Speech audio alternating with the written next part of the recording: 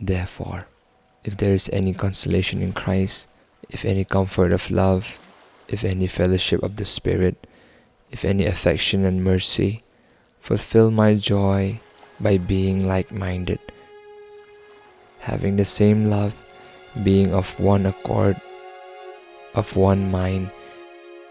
Let nothing be done through selfish ambition or conceit, but in lowliness of mind, let each esteem others better than himself. Let each of you look out not only for his own interests, but also for the interests of others.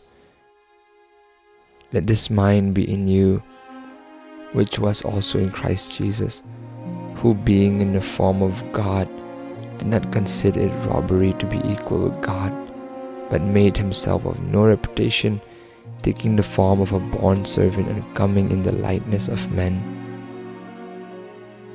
And being found in appearance as a man, he humbled himself and became obedient to the point of death, even the death of the cross. Therefore God also has highly exalted him, and given him the name which is above every name, that at the name of Jesus every knee should bow, of those in heaven, and of those on earth, and of those under the earth, and that every tongue should confess that Jesus Christ is Lord, to the glory of God the Father. Therefore, my beloved, as you have always obeyed, not as in my presence only, but now much more in my absence, walk out your own salvation with fear and trembling, for it is God who works in you both to will and to do for his good pleasure. Do all things without complaining and disputing, that you may become blameless and harmless children of God, without fault in the midst of a crooked and perverse generation, among whom you shine as lights in the world, holding fast the word of life, so that I may rejoice in the day of Christ, that I have not run in vain or labored in vain.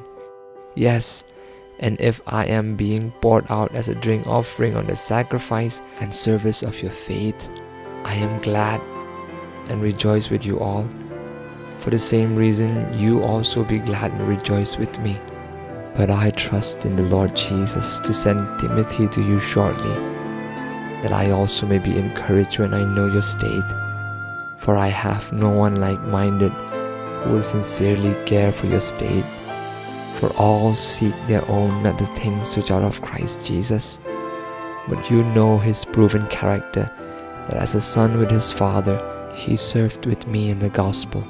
Therefore I hope to send him at once, as soon as I see how it goes with me. But I trust in the Lord that I myself shall also come shortly. Yet I consider it necessary to send to you Epaphroditus, my brother, fellow worker, and fellow soldier, but your message and the one who ministered to my need, since he was longing for you all, and was distressed because you have heard that he was sick. For indeed he was sick almost unto death, but God had mercy on him, and not only on him, but on me also, lest I should have sorrow upon sorrow.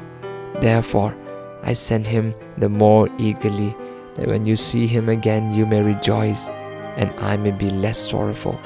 Receive him therefore in the Lord with all gladness, and hold such men in esteem, because for the work of Christ he came close to death, not regarding his life, to supply what was lacking in your service toward me. Philippians chapter 2.